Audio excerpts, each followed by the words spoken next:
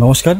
আজকে আমি যেই বিষয় নিয়ে এসেছি সেটা হলো সপ্তম অষ্টম শ্রেণীর সংস্কৃত ব্যাকরণ। সংস্কৃত ব্যাকরণ একটি বই রয়েছে, তোমরা জানোই যে অভিনব সংস্কৃত ব্যাকরণ।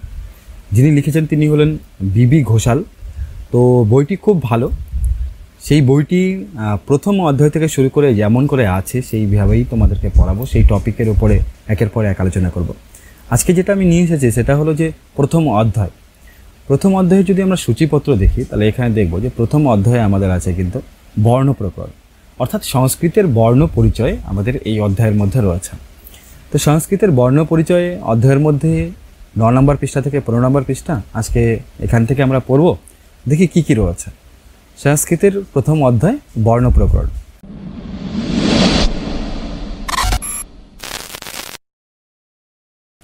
প্রথমে সংস্কৃত বিষয়ে বলেছে যে সংস্কৃত প্রায় 6000 বছরের পুরনো একটা বিষয় এবং বিভিন্ন মুনিদের দ্বারা পরিশোধিত হওয়ায় এই ভাষার সংস্কৃত অর্থাৎ সংস্কৃতয় কর্মে সংস্কৃত নামটি সার্থক হয়েছে। যে শাস্ত্র পাঠ করলে সংস্কৃত ভাষা শুদ্ধভাবে লিখতে পড়তে পারা যায় তাকে সংস্কৃত ব্যাকরণ বলে। তো সংস্কৃত ব্যাকরণ কাকে বলে? বলেছে যেই শাস্ত্রটা পড়লে সংস্কৃতকে শুদ্ধভাবে লিখতে পড়তে পারা যাবে তাকে আমরা সংস্কৃত ব্যাকরণ বলবো। এটা প্রথম বিষয়, প্রথম টপিকে এটা দেওয়া আছে। এখানে এতটুকু এটা আছে। এরপরে আমরা একবার দেখি যে নিচে কি আছে। নিচে দেখো, এরপরেই বলেছে যে বর্ণ। এরপরে এই বিষয়ে আলোচনা করা আছে যে বর্ণ কি, বর্ণ ও তার প্রকারভেদ। তো বর্ণ কাকে বলবো? বর্ণ বোঝার আগে একটা ছোট্ট বিষয় যদি একবার বুঝে নাও তাহলে এই চ্যাপ্টার দেখবে তোমার কনসেপ্ট পুরো ক্লিয়ার হয়ে যাবে। একটা সাধারণ একটা মানুষ সে যখন জন্ম নেয়, মানে একটা শিশু যখন হয়, তাহলে সেই শিশুটা প্রথমে দেখবে একটা শিশু, তখন আমরা তো ব্যাকরণ পড়তে আসছি। ব্যাকরণ মানেই তো হলো যে ভাষা, আমরা কীভাবে কথা বলছি, কি বিষয়, সেটাই তো ব্যাকরণ না? তো সেটার একটা নিয়ম আছে, সেই নিয়মটাই। তো একটা শিশু ধরো জন্ম নিয়েছে, তো শিশু সেখান থেকে শুরু হয় তার ভাষার বিকাশ। তো জন্ম নেওয়ার পরে শিশু কী করে? প্রথমে শিশুর যদি আমরা একটু আওয়াজগুলো লক্ষ্য করি তাহলে শিশু প্রথমে করে কান্নাকাটি করে। পরবর্তী সময় দেখা যায় কি, আরে ভূতের মতো হয়ে গেল কেন, শিশু আঁকতেছিলাম, যাই হোক, কান্নাকাটি করে। তো পরবর্তী সময়ে আমরা দেখি যে কিছু, যেমন মা বলতে বলতে একদিন মা বলে ফেলে, ক বলতে বলতে কাকা বলে ফেলে, বাবা বলতে বলতে বাবা বলে ফেলে, এরকম। তো প্রথমে ছোট ছোট অংশ নিয়ে তার আমাদের জীবনে যাত্রা শুরু হয়। ওই যে ছোট ছোট অংশগুলো আছে, ছোট ছোট সাউন্ডগুলো আছে, ছোট ছোট আওয়াজগুলো আছে, সেগুলোকে না ধ্বনি বলা হয়। সেগুলোকে কি বলে? ধ্বনি। অর্থাৎ আমাদের জীবনের প্রথম যে শুরু সেটা হয় ধ্বনি দিয়ে। আমরা ধ্বনি দিয়ে শুরু করি। তো এই যে ছোট ছোট আওয়াজগুলোকে ধ্বনি বলা হয়। শব্দের যে মৌলিক অংশগুলো আছে তাকে ধ্বনি বলা হয়। আমরা যখন আমি কথা বলছি, ধরো আমার নাম কৃষ্ণ, তো আমার নাম কৃষ্ণ, এই কৃষ্ণ শব্দটাকে উচ্চারণ করার জন্য আমি ককে নিলাম, তার সঙ্গে রি নিলাম, স নিলাম, ন নিলাম, এসব যখন আমি একটার পর একটা নিচ্ছি, তখন কি ওই যে ককে তো আর ভাঙতে পারি না। কয়ের আর ছোট অংশ কি হতে পারে? কয়ের সঙ্গে রি লাগানো আছে। যেমন হলো ধরো এখানে একবার দেখো যে কৃষ্ণ স্পেলিংটার মধ্যে এই যে আমি যদি ভাঙতে বলি তোমাকে যে এটাকে বর্ণ বিচ্ছেদ করো, তাহলে বিচ্ছেদ করতে গেলে কী করবে? তুমি ক লিখবে, তার সঙ্গে আর রি লিখবে, তাই তো লিখবে না? যে কয়ের সঙ্গে রি লাগানো আছে। কিন্তু ককে কি তুমি আর ভাঙতে পারবে? তাহলে ককে যখন ভাঙতে পারছো না, তার মানে কটা হলো ধ্বনি। মানে যতটুকু পর্যন্ত ভাঙা যায় একটা শব্দকে, শেষ পর্যন্ত ওটাকে ধ্বনি বলা হয়। তো আজকে আমরা সেই ধ্বনি থেকে শুরু করবো পড়াটা, তাহলে কনসেপ্টটা ক্লিয়ার হয়ে যাবে। তো ধ্বনিগুলো তো আমরা বলছি, ধ্বনি মানে হলো সাউন্ড, ধ্বনি মানে আওয়াজ যেটা কানের মধ্যে আসছে। তো সেটা তো আমরা বলছি, আমি বলছি অ, কিন্তু অটাকে তুমি যখন আমি তোমাকে বললাম যে অ, সেই অটা তোমাকে সামনে পাচ্ছি, তুমি কান দিয়ে শুনছো। আচ্ছা ধরো আমি যদি তোমাকে সামনে না পাই, আমি যদি এই আওয়াজটা তোমার কাছে পাঠাতে হয় তাহলে কীভাবে করবো? সামনে যদি না পাই তখন কি করব? তখন তোমাকে, এখনকার তো আপডেট হয়ে গেছে, ফোন করে বলে দেবে। আচ্ছা ফোন ধরো, আমি তো আওয়াজটাকে আমি পরিত্যাগ করতে চাই, যেখানে আওয়াজ থাকবে না। তো তখন আমি কি করব? তখন সেই ক্ষেত্রে বলা হলো যে আমরা এই যে ধ্বনিগুলো আছে না, ধ্বনিগুলোকে তখন আমরা লিখতে চাইলাম, যে আমরা লিখে তাহলে বলবো। ভাষা দুইভাবে প্রকাশ করা যায়, একটা বলে প্রকাশ করা যায়, আর একটা লিখে প্রকাশ করা যায়, আবার ইঙ্গিত ভঙ্গিতেও প্রকাশ করা যায় ভাষাকে। তো আমরা লিখে বলবো। আচ্ছা লিখে যদি বলি তাহলে লেখার জন্য কি করা হলো? বললো যে দেখো আমরা যদি এভাবে লিখি তাহলে তুমি ভাববে যে এটা আওয়াজ, যদি এভাবে লিখি তাহলে তুমি কি ভাববে? যে এটা হলো অ আওয়াজ। এই যে লেখা মানে যেদিন প্রথম শুরু হলো, যারা এটা লিখলো যে এভাবে লিখলে এটা অ হবে, তখন এটার নাম হলো বর্ণ, অর্থাৎ ধ্বনির লিখিত রূপকে বলা হয় বর্ণ। আবার এখানে বলা হয়েছে যে শব্দ যে সাংকেতিক চিহ্ন দ্বারা লেখা হয়, অর্থাৎ শব্দগুলো, যেমন আমি বললাম কৃষ্ণ, কৃষ্ণগুলোকে যে সাংকেতিক চিহ্ন, এগুলোকে এক একটা চিহ্ন বলা হয়। প্রত্যেকটা ভাষার একটা করে চিহ্ন আলাদা আলাদা আছে, প্রত্যেকটা ভাষার চিহ্ন আছে। যেমন হলো যে সংস্কৃত যদি লিখতে হয় তাহলে দেবনাগরী চিহ্নে লেখা হয়, বাংলা যদি লিখতে হয় তাহলে বাংলার এই চিহ্নগুলোতে লেখা হয়, ইংরেজিতে যদি লিখতে হয় তাহলে ইংরেজিতে এরকম এই চিহ্নগুলো ব্যবহার করা হয়, তাই করা হয় কি না? তো ওই চিহ্নগুলোকে বলা হয় বর্ণ। আচ্ছা, এবার বর্ণ আর ধ্বনি তার মানে এক।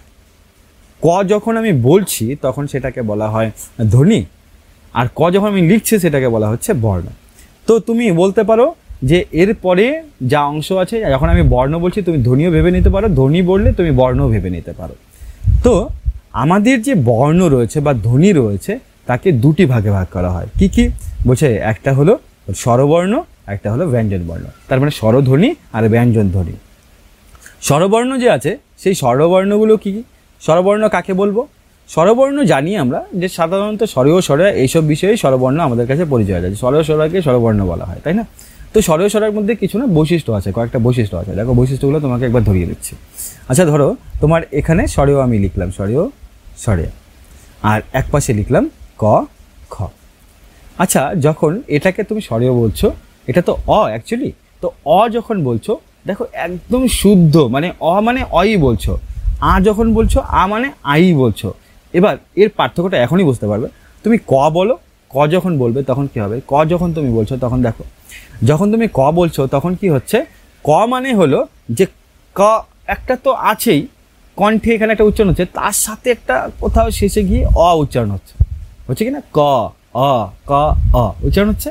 তার মানে এই যে স্বরবর্ণ যেগুলো আছে সেগুলোকে অ আ ই এগুলো স্বরবর্ণ, আর যেগুলো ব্যঞ্জন বর্ণ আছে ক খ গ ঘ এগুলো আছে সেগুলো এদের থেকে একটু আলাদা আছে। অর্থাৎ এরা যখন আমি উচ্চারণ করতে যাচ্ছি তখন এরা কাউকে সাহায্য নিচ্ছে, মানে ক খ যখন বলতে যাচ্ছি তখন ও কী করছে? কারো হেল্প নিচ্ছে। কিন্তু আমি যখন সরাসরি বলতে যাচ্ছি তখন কিন্তু এ কারো হেল্প নিচ্ছে না। তাহলে এইবার স্বরবর্ণ যদি কাকে বলে এটা যদি বলতে হয় তাহলে আমরা বলতে পারি যে বর্ণ অন্য কোনো বর্ণের সাহায্য ছাড়াই স্বাধীনভাবে উচ্চারণ করতে পারে তাকে স্বরবর্ণ বলা হয়। যেমন অ বললে ওই, অর জন্য কাউকে দরকার নেই, আ বললে আই কারো দরকার নেই, কাউকে উচ্চারণ করার সাহায্য নেওয়ার দরকার নেই। তো এই যে স্বরবর্ণ আছে, স্বরবর্ণকে তিনটি ভাগে ভাগ করা, একটা হলো হ্রস্বস্বর, একটা দীর্ঘস্বর, একটা প্লুতস্বর। হ্রস্বস্বর, দীর্ঘস্বর এবং প্লুতস্বর। হ্রস্বস্বর যে আছে, হ্রস্ব শব্দের অর্থ যদি বোঝো তাহলেই বুঝে যাবে যে আমি এখানে একটা লাইন টানলাম, এই লাইনটা আর আরেকটা লাইন নিচে টানলাম। তো প্রথম যে লাইনটা আছে সেটা হলো হ্রস্ব, হ্রস্ব মানে হলো ছোট। তারপরে যে লাইনটা আছে সেই লাইনটা হলো দীর্ঘ মানে হলো বড়। একটা পথ, ধরো এটা পথও ভাবতে পারো যে এটা হ্রস্ব পথ মানে ছোট পথ, আর এটা দীর্ঘ পথ তার মানে এটা বড় পথ। তার মানে আমি হ্রস্ব স্বর যখন বলছি তার মানে বুঝতে হবে যে স্বরের কথা যখন বলছি, স্বর মানে হলো স্বরবর্ণ। স্বরবর্ণগুলো কী কী? অ আ ই উ রি রি এগুলো হলো স্বরবর্ণ। এই যে স্বরগুলো আছে সেই স্বরগুলোর দুটো ভাগ আছে। কি কি ভাগ? একটা হলো হ্রস্ব মানে একটু ছোট ছোট স্বর আছে, আর একটা দীর্ঘ মানে একটু বড় বড় স্বর আছে। এটা যাতে তুমি প্রথম থেকে শিখতে পারো বা বুঝতে পারো, ব্যাকরণকে বুঝতে পারো, সেই জন্য কী করেছে, তোমাকে যখন ছোটোবেলা পড়িয়েছে তখনই ব্যাকরণ শুদ্ধ পড়িয়েছে। কি পড়িয়েছে? যে তোমাকে হ্রস্ব স্বর যখন পড়িয়েছে তখন এর এই যে হ্রস্ব স্বরগুলো ওর আগে হ্রস্ব শব্দটা ব্যবহার করেছে, কিন্তু সময়ের সাথে সাথে সেই যারা পড়াচ্ছে বা যারা পড়ছে দুজনই হ্রস্ব শব্দটাকে হ্রস্ব বলে ফেলছে।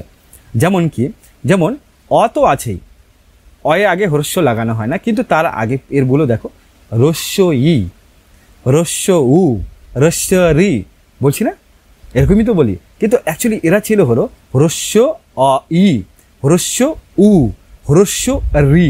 মানে আগের থেকেই আমরা ছোটোবেলা থেকেই আমরা শিখে গেছি ব্যাকরণটা যে এরা হলো ছোট বর্ণ। এরা হলো কি? ছোট। কোন দিক থেকে ছোট? বলছে উচ্চারণের দিক থেকে। এদেরকে যখন আমরা উচ্চারণ করব তখন ছোট সময় লাগবে, কম সময় লাগবে। তো এই জন্য এদেরকে কি বলা হলো? হ্রস্ব স্বর। তাহলে হ্রস্ব স্বর পাঁচটি কি? অ ই উ রি লি। এটাকে আরেকভাবে মনে রাখতে পারো যে হ্রস্ব ই, হ্রস্ব উ, হ্রস্ব রি, হ্রস্ব লি, হ্যাঁ, এরকমভাবেও মনে রাখতে পারো। এবং সাথে অ। এদের সবার একটা একটা করে জোড়া আছে। যেমন অকে যদি দেখো তাহলে অয়ের একটা বড় আছে, সেটা হলো আ। হ্রস্ব ই আছে তেমন একটা দীর্ঘ ইও আছে। হ্রস্ব উ আছে তেমন দীর্ঘ উ আছে। হ্রস্ব রি আছে, দীর্ঘ রিও আছে।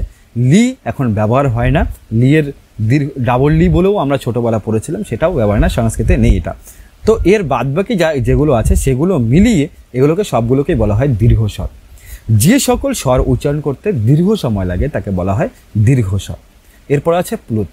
আচ্ছা, যখন আমি বলছি যে হ্রস্ব স্বর উচ্চারণ করতে কম সময় লাগে এবং দীর্ঘস্বর উচ্চারণ করতে বেশি সময় লাগে, তারপরে একটা প্লুত স্বর, এটা আবার কি? তাহলে যখন কম সময় লাগে বা দীর্ঘ সময় লাগে তাহলে সেটা তো একটা করে মাপদণ্ড থাকবে। আমি বললাম তুমি খাও, তুমি না কম খাও। আচ্ছা আমি যখন বললাম তোমাকে ডাক্তার, ধরো তুমি ডাক্তারের কাছে গেছো, তাহলে সেই ডাক্তার বললো দেখো ভাই তোমার না সুগার হয়ে গেছে, তো তোমাকে কি করতে হবে? তোমাকে কম খাওয়া দাওয়া করতে হবে, কম খাওয়া দাওয়া। তুমি বাড়িতে আসলে একটা করে ভাত খাচ্ছ, দুদিন পরেই তো আবার অসুস্থ হয়ে হসপিটালে করতে হবে কি না?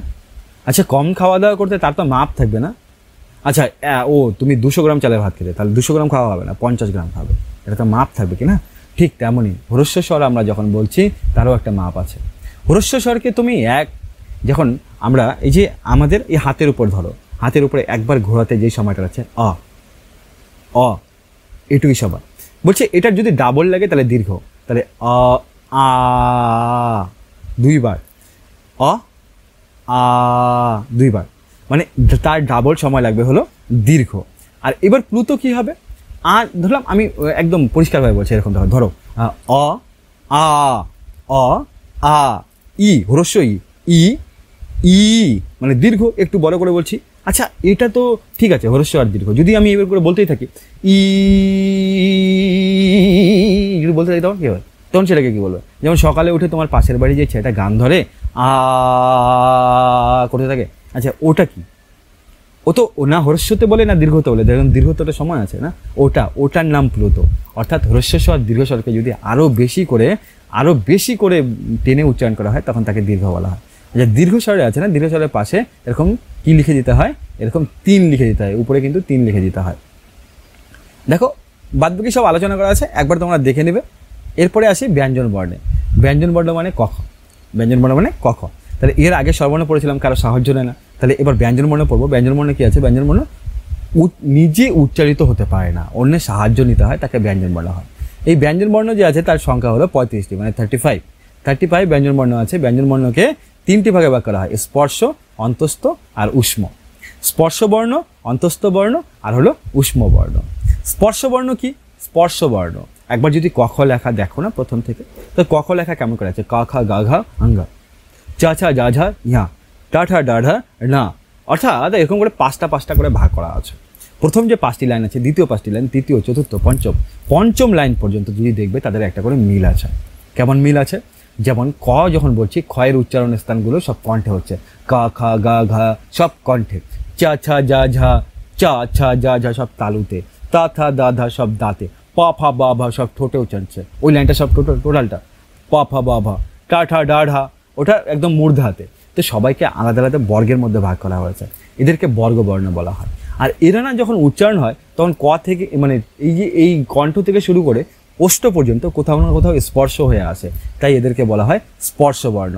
25টি বর্ণকে মানে ক থেকে ম পর্যন্ত, একদম ক থেকে ম পর্যন্ত যে বর্ণগুলো আছে তাদেরকে উচ্চারণ করতে গেলে কোথাও না কোথাও এরা কণ্ঠ থেকে শুরু করে ওষ্ঠ পর্যন্ত কোথাও না কোথাও স্থানে ওরা কি হয়?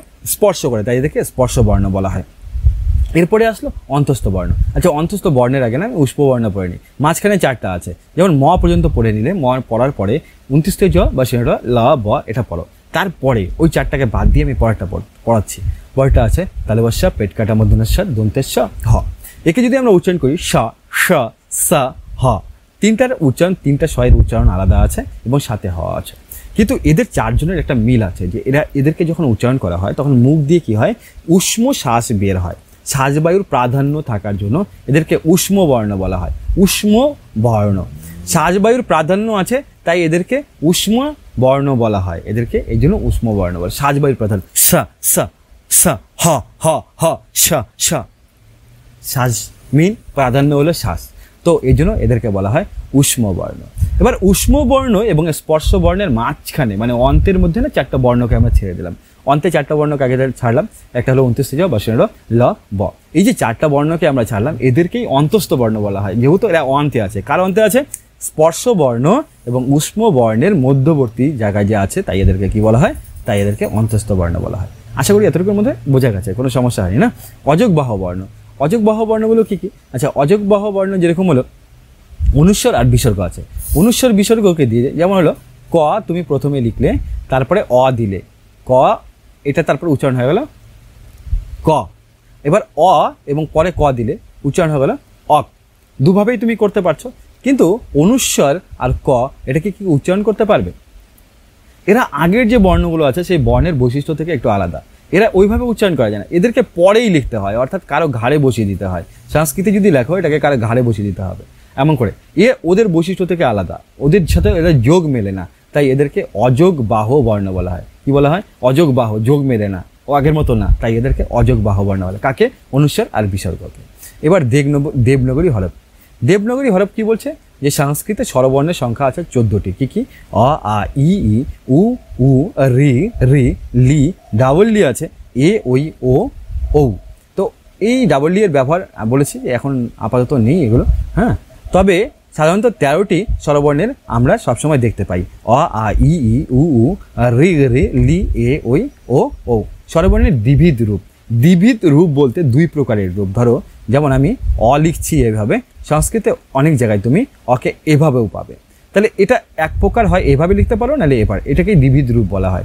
দেখো অট লেখার সময় দুভাবে লেখা যেতে পারে, আঁকেও দুভাবে লেখা যেতে পারে। এটা বাড়িতে লিখে লিখে অভ্যাস করবে। এটাকে দ্বিবিধ রূপ বলা হয়। ও ঠিক সেম, ও সেম, দুভাবে লেখা যেতে পারে। এরপরে আসি ব্যঞ্জন বর্ণে।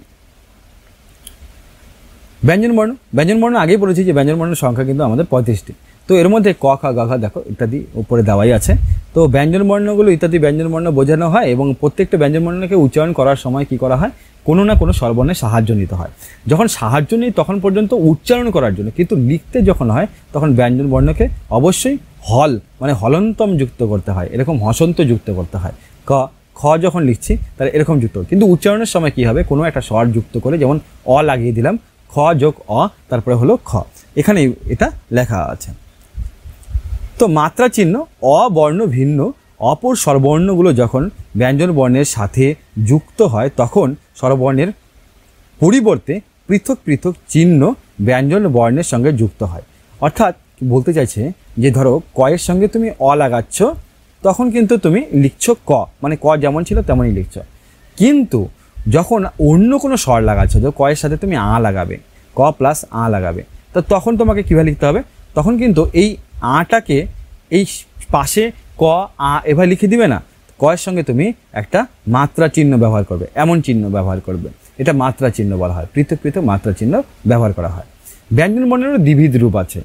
ব্যঞ্জন বর্ণের দ্বিবিধ রূপ বলতে অনেকগুলো ব্যঞ্জন বর্ণ আছে যেগুলোকে দুইভাবে লেখা যায়। যেমন তার মধ্যে একটি হলো ঝ।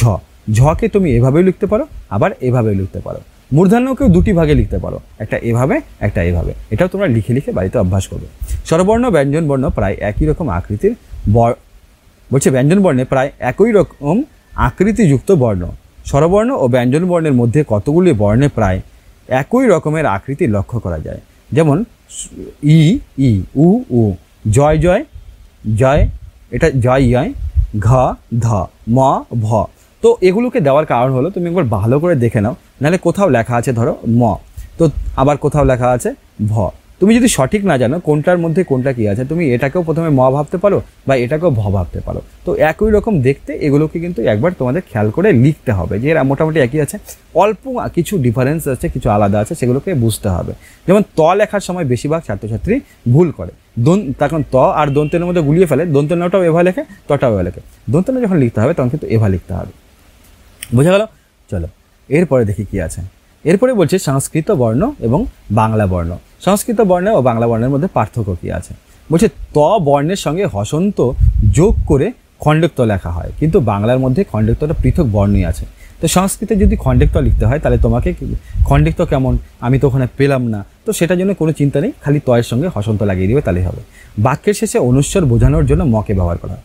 ভাবো যে কোনো বাক্য শেষ হয়ে গেছে, যেমন এতদ জলম, ধরো এতদ, এতদ সরি প্লাস হবে না, জলম আমি লিখি, এতদ জলম। আচ্ছা, জলমের মধ্যে কি আছে? জলম বানানের মধ্যে জল, জল শব্দ কিন্তু এরকম জলম। তো একে না যখন বাক্যের শেষে লিখবা তখন এই অনুস্বরটা না দিয়ে তখন তোমাকে ম লিখতে হবে। আবার যখন মাঝখানে লিখবে বাক্যের মাঝখানে যে অহম জলং পিবামি, তখন কিন্তু অনুস্বর লিখতে হবে, জলং হবে, তখন জলম পিবামি হবে না। তাছাড়াও আরেকটা বিষয় আছে যে স্বরবর্ণ যদি শেষে থাকে, তুমি যেই শব্দটাকে লিখছো, যেমন জলম লিখছি আমি বা জলং লিখছি, তারপরে যদি স্বরবর্ণ বা ব্যঞ্জন বর্ণ থাকে সেই দিকে একটু খেয়াল রাখতে হবে। জলংয়ের পরে আবার শব্দ আছে হলো পিবামি, মানে প আছে, অহং জলম পিবামি, প আছে, তাহলে প ব্যঞ্জন বর্ণ, তাহলে অবশ্যই সেখানে কিন্তু অনুস্বর হবে, অহং জলং পিবামি। আচ্ছা, অহং জলম, ধরো অহং নদীম আগাচ্ছামি, নদীম আছে, নদীম আগাচ্ছামি, তো আ শব্দ আছে, আ স্বরবর্ণ, এবার নদীম ম লাগানো আছে, তো ম কিন্তু সেখানে অনুস্বর হয়ে যাবে, নদিং সেটা কিন্তু অনুস্বর হবে না, ম হয়ে যাবে। অর্থাৎ পরের শব্দটা যদি স্বরবর্ণ দিয়ে শুরু হয়, তাহলে আমার ম বা অনুস্বর শেষে ম বা অনুস্বর থাকাটা যদি স্বরবর্ণ দিয়ে শুরু হয় তাহলে আমার সেটা ম হয়ে যাবে, আর ব্যঞ্জন বর্ণ দিয়ে যদি শুরু হয় তাহলে আমার এটা কিন্তু অনুস্বর হয়ে যাবে। বোঝা গেল? এরপরে কি বলছে, বিবিধ ব্যঞ্জন বর্ণের স্বর ও অনুস্বর যোগ, মানে কিভাবে স্বরগুলো যুক্ত করতে হয়, যেমন অ কীভাবে যুক্ত করবো, আ যুক্ত করবো, এটা অবশ্যই তোমরা বাড়িতে তোমাদের হোমওয়ার্ক দিয়ে দেবে, এটা লিখে না অভ্যাস করবে, এটা লিখে অভ্যাস করবে, তাহলে সংস্কৃত ভালো পড়তে পারবে এবং বুঝতে পারবে। জফলা কীভাবে লিখতে হয়, যেমন ক লিখছো তার সঙ্গে জফলা এবারে লাগিয়ে দাও, গয় জফলা, গয়ের অর্ধেক লিখতে হবে তার সঙ্গে জফলা দিতে হবে, এভাবে জফলা যুক্ত করতে হবে।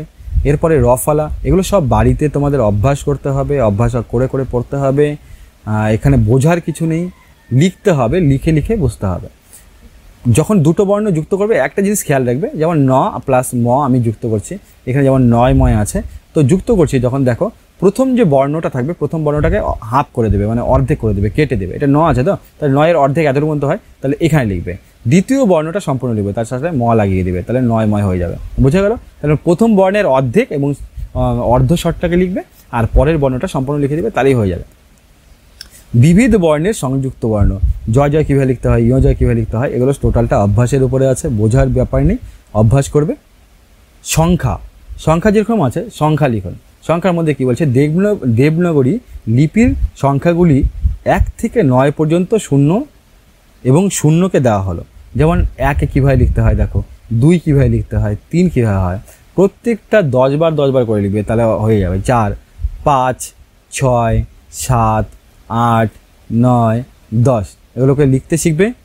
এরপরে বর্ণের উচ্চারণ অনুসারে কিছু শ্রেণীবিভাগ করা হয়েছে, বর্ণের উচ্চারণ, যেমন হলো ধরো প্রথমেই আমি ক খ গ ঘ পড়ি, ক খ গ ঘ, তো কোথায় উচ্চারণ হচ্ছে দেখো, ক খ গ ঘ, এটা কণ্ঠে হচ্ছে, তো ওগুলোকে আমরা কণ্ঠবর্ণ বলবো, এবং অ আ এটা হলো কণ্ঠবর্ণ।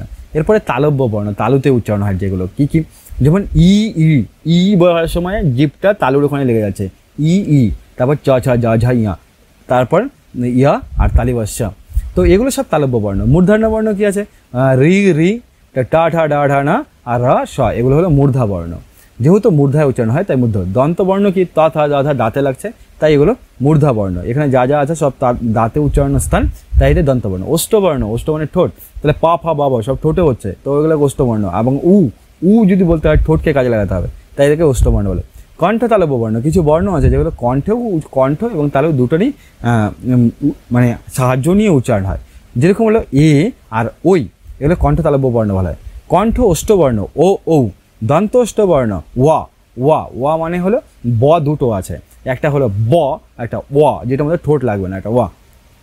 অনুনাসিক বর্ণ, অং, ইয়, ন, ম, এগুলো হলো আমাদের অনুনাসিক বর্ণ। অনুনাসিক বর্ণ হওয়ার কারণ কি, এগুলো নাকের মধ্যে উচ্চারণ হয়, নাকে উচ্চারিত হয়, মা নাক দিয়েও, নাকের সাহায্যে উচ্চারিত হয়, শ্বাসবহি নাক দিয়ে বের হয়ে যায়। তো আশ্রয় স্থানভাগী, অনুস্বর আর বিসর্গ চন্দ্রবন্ধু এরা কাউকে আশ্রয় করেই উচ্চারণ হয়, তাই এদেরকে বলা হয় কি আশ্রয় স্থানভাগী। যেমন ক লিখতে গেলে উপরে আশ্রয় করে, কয়ের উপরে আশ্রয় করে অনুস্বর লিখবে, তাই না, তাই একে আশ্রয়ভাগী বর্ণ বলা হয়। বর্ণের অন্যান্য শ্রেণীভাগ, এবার অন্যান্য শ্রেণীভাগগুলোকে একটু বুঝতে হবে, ধ্যান দিয়ে পড়তে হবে। সেগুলো কি কি আছে, দুটো ভাগ আছে, প্রথমে একটা হলো অল্পপ্রাণ, একটা হলো মহাপ্রাণ। অল্পপ্রাণ বর্ণ যদি বর্গ হিসাবে সাজাই, মানে ক খ গ ঘ এভাবে আমরা লিখি, তাহলে ক হলো বর্ণের প্রথম বর্ণ, বর্গের প্রথম বর্ণ, খ হলো দ্বিতীয়, গ হলো তৃতীয়, ঘ হলো চতুর্থ, আর ঙ্গ হলো পঞ্চম। তো এটা প্রথম বর্গ বলো, প্রথম বর্গের নাম হলো ক বর্গ। ঠিক একইভাবে আছে চ বর্গ, তারপরে আছে ট বর্গ, তারপরে ত বর্গ, তারপরে প বর্গ, এভাবে 5টা বর্গ আছে।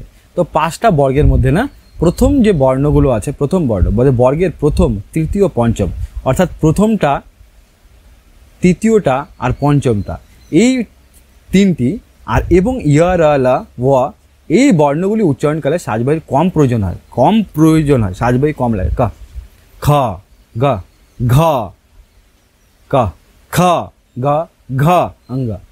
তো যেটাতে কম সাজবাহীর প্রয়োজন হচ্ছে সেগুলোকে অল্প প্রাণ বলা হয়। প্রাণ শব্দের অর্থ বায়ু, এবং মহাপ্রাণ মানে একটু বেশি শব্দ লাগছে, যেরকম হলো দ্বিতীয়টা আর চতুর্থটা, দ্বিতীয় বর্ণ চতুর্থ বর্ণ, তাহলে সেই আধারে হবে খ আর ঘ, এটা হলো মহাপ্রাণ বর্ণ। অঘোষ বর্ণ এবং ঘোষ বর্ণ। অঘোষ বর্ণ কি? প্রথম তৃতীয় বর্ণ, প্রথমটা আর তৃতীয় বর্ণ এবং তালেবস্য পেটকন্দ দন্ত্য, এই বর্ণ উচ্চারণকালে একটু গম্ভীর না হয় না, উচ্চারণ কি হয়? গম্ভীর না হওয়া, এদেরকে অঘোষ বলা হয়। এরা উচ্চারণ যখন করছি আমরা তখন গম্ভীর হচ্ছে না। ক, খ, গ, ঘ, মানে একটু ওটাকে চেপে আওয়াজ করে উচ্চারণ করতে হচ্ছে, বেশি শ্বাস নিয়ে উচ্চারণ। ক, খ, গ, ঘ। তাহলে প্রথমটা যেটা আছে, প্রথম এবং প্রথমটা বলছে প্রথম আর দ্বিতীয় বর্ণ যে আছে সেগুলোকে আমরা একটু গম্ভীরভাবে না হওয়ায় এদেরকে বলা হয় অঘোষ, অর্থাৎ একটু গম্ভীরভাবে উচ্চারণ হবে না। ক, খ, গ, ঘ। গম্ভীর মানে ধরো গম্ভীর আমি কীভাবে বলছি দেখো, আমি বলছি তুমি কাল খেয়েছিলে, তুমি কাল খেয়েছিলে, এটাকে গম্ভীর বলা হয়। তো প্রথম আর দ্বিতীয়টা যেটা আছে সেটা উচ্চারণকালে একটু গম্ভীর না হওয়ায় এটাকে অঘোষ বলা হয়। তাহলে গম্ভীরের ফ্যাক্টরটা পুরো ঘোষ আর অঘোষের মধ্যে আছে। শ্বাসের ফ্যাক্টরটা পুরো প্রাণ, অল্প প্রাণে আছে, অল্প প্রাণ আর মহাপ্রাণে আছে। তো তৃতীয়, চতুর্থ, পঞ্চম এগুলোকে অনেক বেশি গম্ভীর বলে এদেরকে ঘোষ বর্ণ বলা হয়। বর্ণ বিশ্লেষণ, বর্ণকে ভাগ করা, যেমন মুনি শব্দটাকে যখন ভাঙিয়েছে ময়ের সঙ্গে উ লাগানো আছে, নয়ের সঙ্গে ইকার এবং বিসর্গ লাগানো আছে, এভাবে বর্ণ বিশ্লেষণ করা আছে। চ্যাপ্টারটা মোটামুটি হয়ে গেল। মনে রাখার বিষয় আছে, যা বললাম সেগুলো একবার পড়ে নিও। মনে রাখার কী কী বিষয়, অনুশীলনীটা একবার দেখে দিচ্ছি, যতগুলো সম্ভব এখানে লিখে লিখে করাবো, বাদবাকিগুলো মুখে বলে দেবো, নাহলে অনেক বড় লং হয়ে যাচ্ছে ভিডিওটা, দেখতে ধৈর্য হারিয়ে ফেলবে। যেমন হলো সঠিক উত্তরের চিহ্ন দাও, রাইট চিহ্ন দাও। তো ম যে বলছে, ম অযোগবাহ বর্ণ না স্পর্শ বর্ণ? ম অবশ্যই স্পর্শ বর্ণ। অযোগবাহ বর্ণ তো দুটি, একটা হলো অনুস্বার আর একটা হলো বিসর্গ, এটা দুটো অযোগবাহ বর্ণ, তাই এটা তো না, এটা স্পর্শ হবে। আ কি দীর্ঘস্বর না হ্রস্বস্বর? দীর্ঘস্বর। হ্রস্বস্বর তো অ, ই, উ, রি, এগুলো হলো দীর্ঘ। ই বলছে ইয়া উষ্ম বর্ণ না অন্তস্থ বর্ণ? অবশ্যই অন্তস্থ বর্ণ, তখন ইয়া রা লা ওয়া, এটা হলো অন্তস্থ বর্ণ। এক বাক্যে উত্তর দাও, বর্ণ কি? বর্ণকে কি বলা হয়? বলেছি ধ্বনির লিখিত রূপকে বর্ণ বলা হয়, বা শব্দকে লেখার জন্য যে সাংকেতিক চিহ্ন ব্যবহার করে তাকে বর্ণ বলে। বর্ণ সমষ্টিকে বর্ণমালা বলা হয়। ধ্বনি কাকে বলা হয়? যখন আমরা কোনো শব্দ উচ্চারণ করি তার মৌলিক যে স্বরগুলো আছে তাকে ধ্বনি বলা হয়। পদ কাকে বলে? পদ কাকে বলছে পদ কাকে বলবো? যখন ধ্বনি থেকে কি তৈরি হলো, সরি ধ্বনি স্পেলিংটা ভুল লিখলাম, ধ্বনির সাথে কয়েকটি ধ্বনি আর ধ্বনি এসব মিলে তৈরি হয় আমাদের শব্দ। যেমন ধরো অমল শব্দটা, অমল কিন্তু অ ধ্বনি আছে, ম ধ্বনি আছে, ল ধ্বনি আছে, আর এর সঙ্গে অ লাগানো আছে, দুটো মিলে তৈরি হলো একটা শব্দ। এবার এই শব্দগুলোর সাথে যখন বিভক্তি লাগে, শব্দ প্লাস বিভক্তি, তখন তাকে পদ বলা হয়। তাহলে বলতে হবে শব্দের সাথে বিভক্তি যুক্ত হলে তখন তাকে পদ বলে। বর্ণের উচ্চারণ রূপকে কি বলি আমরা? বর্ণের উচ্চারণ রূপকে আমরা অবশ্যই কি বলি? ধ্বনি বলি। বর্ণকে যখন উচ্চারণ করি তখন তাকে ধ্বনি বলা হয়। নিচের বর্ণগুলো উচ্চারণ স্থান বলো, যেমন ই, উ, এ, কা, না, ইঙ্গা, ম, ত, চ। এটা পুরোটা তোমরা এখান থেকে পাওয়া যাবে, যে যখন ই বলছো তখন তালব্য, দেখো এখানে সব লেখা আছে। উচ্চারণ স্থান এর আগে রয়েছে, আগে এখানে, হ্যাঁ সরি, এই যেমন তালব্য আছে ই, তারপরে ক বলছে, ক মানে কণ্ঠ, তারপরে ন বলছে, ন মানে নাসিকা বর্ণ হয়ে যায় না, সে যেহেতু না কে উচ্চারণ হয় সেটা নাসিকা বর্ণ। আর কি বলেছে? আর অনুস্বর বলেছে। অনুস্বর কি বলবো? অনুস্বরকে আমরা বলবো আশ্রয় স্থানভাগী বর্ণ। তো এভাবে একবার এখান থেকে দেখে নেবে সেটা। তারপর কি আছে? বর্ণ বিশ্লেষণ। বর্ণ বিশ্লেষণে ব্যাকরণ যেরকম আছে, ব্যাকরণকে যদি আমরা ভাঙি তাহলে কি হবে? যেমন ব আছে, বয়ের সঙ্গে ইয়া আছে, প্লাস ইয়া 29 জ। তারপরে কি আছে? তারপরে আছে হলো আ, তার সঙ্গে আছে আ, তারপরে প্লাস আছে কয়ের সঙ্গে তো অবশ্যই অ লাগানো আছে, তারপরে র আছে, তাহলে র ব্যঞ্জন বর্ণ, ওর সঙ্গে অ লাগানো আছে, এবং মূর্ধন্যর সঙ্গে অ লাগানো আছে। এই যে টোটাল যে স্ট্রাকচারটা, এটা হলো ব্যাকওয়ার্ড।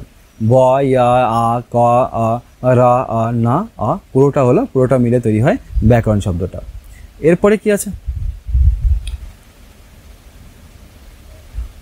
এরপর দেখো সংস্কৃতে হ্রস্ব স্বরগুলি লেখো। হ্রস্ব স্বরগুলো কি কি আছে? অ, ই, উ, আর রি, আর এবং লি, এই 5টি হলো হ্রস্ব স্বর। ধ্বনি ও বর্ণের মধ্যে পার্থক্য। ধ্বনি হলো উচ্চারণের রূপ, উচ্চারণ করলে তাকে ধ্বনি বলে, আর ধ্বনিকে যখন লেখা হয় তখন তাকে বর্ণ বলা হয়। এটা মূল পার্থক্য, একটা উচ্চারণ হয়, একটা হলো লেখা হয়। অনুনাসিক বর্ণ কয়টি ও কী কী? অনুনাসিক বর্ণ আমরা এখানে পেয়েছি, অনুনাসিক বর্ণ 5টি পেয়েছি। 5টিগুলো কী কী? সব প্রত্যেকটা বর্গের যে শেষ বর্ণ আছে সেগুলোকে অনুনাসিক বর্ণ বলা হয়েছে। যেমন হলো অনুনাসিক বর্ণ অং, অং, তারপরে হলো ইয়ঙ্গা, তারপরে ইয়া, না, না, ম, এই 5টিকে এদেরকে বলা হয় অনুনাসিক বর্ণ। এরপরে কি আছে?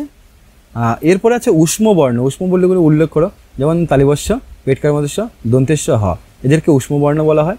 সংজ্ঞা ও উদাহরণ দাও। অন্তস্থ বর্ণ। অন্তস্থ বর্ণ কি? যেহেতু স্পর্শ বর্ণ আর হলো উষ্ম বর্ণের মাঝে অবস্থিত, ইয়া অন্তস্থে যা বসে লব, তাই এদেরকে অন্তস্থ বর্ণ বলা হয়। স্পর্শ বর্ণ ক থেকে ম পর্যন্ত, এরা উচ্চারণকালে কোথাও না কোথাও স্পর্শ হয়, তাদের স্পর্শ বর্ণ বলা হয়। অযোগবাহ বর্ণ, অনুস্বর, বিসর্গ, এগুলোকে এরা আগের যে বর্ণ আছে সেই বর্ণ সংজ্ঞার মধ্যে পড়ে না, তাই এদেরকে অযোগবাহ বর্ণ বলা হয়। উষ্ম বর্ণ কাকে বলা হয়? যেমন উষ্ম মানে শ্বাসের প্রাধান্য থাকায়, তাহলে অবশ্য দন্তেস্য হ, তাই এদেরকে উষ্ম বর্ণ বলা হয়। মহাপ্রাণ ও অল্পপ্রাণ। মহাপ্রাণ কি? বেশি সাজবাড়ির প্রয়োজন হয় বর্গের। যেমন তৃতীয় আর পঞ্চম যেটা আছে, যেমন ক, খ, খ, খ মানে দ্বিতীয় আর চতুর্থ, দ্বিতীয় আর চতুর্থ 2 নাম্বার আর হলো 4 নাম্বার, 2 আর 4, 2 আর 4 নাম্বার বেশি সাজবাড়ির প্রয়োজন হয়, তাই একে মহাপ্রাণ বলা হয়। আর হলো 1, 3, 5 এদের অল্প সাজবাড়ির প্রয়োজন হয় বর্গের। এটা কিন্তু বর্গের কথা বলছি আমি। যেমন ক, খ, গ, ঘ, উম, এর মধ্যে এটাকে একটা ক বর্গ বলা হয়। এর মধ্যে প্রথমটা, তৃতীয়টা, পঞ্চমটা এরা বেশি অল্প সাজবাড়ির প্রয়োজন, তাই এদেরকে বলা হয় কি? অল্পপ্রাণ। আর দ্বিতীয়টা আর চতুর্থটা বেশি সাজবাড়ির প্রয়োজন, তাই এদেরকে মহাপ্রাণ বলা হয়। ব্যঞ্জন বর্ণের ভাগগুলির নাম লিখে প্রত্যেকটি বিভাগের একটি করে উদাহরণ দাও। ব্যঞ্জন বর্ণের ভাগগুলির নাম লিখতে বলছে। ব্যঞ্জন বর্ণের ভাগ, ব্যঞ্জন বর্ণকে 3টে ভাগে ভাগ করা হয়েছে। কী কী? একটা হলো ব্যঞ্জন বর্ণকে বলা হয়েছে, প্রথমে হলো স্পর্শ বর্ণ, তারপরে অন্তস্থ বর্ণ, তারপরে উষ্ম বর্ণ। এছাড়াও আরেকটা আছে যেটা হলো অযোগবাহ বর্ণ, যেগুলো অনুস্বর বিসর্গকে বলা হয়। পার্থক্য করো ঘোষবান বর্ণ আর অঘোষবান বর্ণ। ঘোষবান বর্ণ কি? যেটা গাম্ভীর্য আছে, তাকে ঘোষবান, আর যেটা গাম্ভীর্য নেই মানে গম্ভীরভাবে উচ্চারণ করা হয় না, সেগুলোকে অঘোষবান বর্ণ বলা হয়। বর্ণ ও অক্ষর। বর্ণ আর অক্ষরের মধ্যে পার্থক্য বুঝতে হবে। এটা অনেক জায়গায় তুমি উত্তরটা কিন্তু পাবে না। বর্ণ অক্ষরের মধ্যে একটু বুঝে নাও সেটা কি। বর্ণ মানে হলো যে বর্ণ মানে সিঙ্গেল একটা ধ্বনি, যেমন হলো অ, এটাকে তুমি বর্ণ বলতে পারো, এটাকে লিখছো তুমি, এটা বর্ণ। কিন্তু হলো অল্প প্রয়াস করে যতটুক ধ্বনি একেবারে উচ্চারণ করা যায় তাকে কিন্তু অক্ষর বলা হয়। যেমন ধরো একটা শব্দ নিলাম আমি, বন্ধন। কি লিখলাম? বন্ধন। তাহলে এই বন্ধন অল্প প্রয়াসে বন্ধন, বন্ধন, বন্ধন, বন্ধন, তার মানে বন এটা একটা অক্ষর, আর ধন, বন্ধন, এই বন একটা অক্ষর, ধন একটা অক্ষর, এটা দুটো অক্ষর হলো বন্ধন। কিন্তু এটাই যদি তুমি সেতে যাও, বর্ণতে যাও, তাহলে এখানে দেখবে ব পাবে, অ পাবে, প্রত্যেকে সিঙ্গেল ন পাবে, এরকম সব আলাদা আলাদাগুলো করে, তখন কিন্তু সবগুলোই হলো বর্ণ। অক্ষর কিন্তু যেটা অল্প প্রয়াস করে উচ্চারণ হচ্ছে সেটাকে বলা হলো আমার অক্ষর। হ্রস্বস্বর, দীর্ঘস্বর, যেগুলো উচ্চারণ করতে, যেই স্বরগুলো উচ্চারণ করতে কম শ্বাসের প্রয়োজন হয় তাকে হ্রস্বস্বর, যেগুলো উচ্চারণ করতে বেশি শ্বাসের প্রয়োজন হয় তাদের দীর্ঘস্বর বলা হয়। দেবনাগরী লিপিতে এগুলো লেখো। এবার ওখান থেকে যখন তুমি অভ্যাস করবে, যেগুলো আছে স্বরবর্ণ, ব্যঞ্জন বর্ণ বারবার 10 বার করে লিখে যখন অভ্যাস করবে, তখন তুমি নিজেই করতে পারবে। আশা করবো তুমি এটা নিজে লিখবে, এবং নিজে লিখে না, যদি পারো মোবাইলে টাইপ করে লেখো, লিখে কমেন্টে জানিয়ে দাও যে তুমি কতগুলো এখান থেকে অ্যান্সার করতে পারছো, নিজে করতে পারছো। আমার ক্লাসটা তোমাদের কেমন লাগছে, বুঝতে পারছো কিনা অবশ্যই কিন্তু কমেন্টে জানিও। যদি ভালো লেগে থাকে তাহলে অবশ্যই চ্যানেলটাকে সাবস্ক্রাইব করো। আর একটা ওখানে লাইক বলে একটা অপশন আছে না, ওটা লাইকটা করো কিন্তু, তাহলে ভিতরে আত্মবিশ্বাস জাগে যে হ্যাঁ করাতে হবে। ক্লাসটা সবার ভালো লাগছে, ক্লাসটাও কিন্তু করাতে হবে। চলো দেখা হচ্ছে নেক্সট অধ্যায়।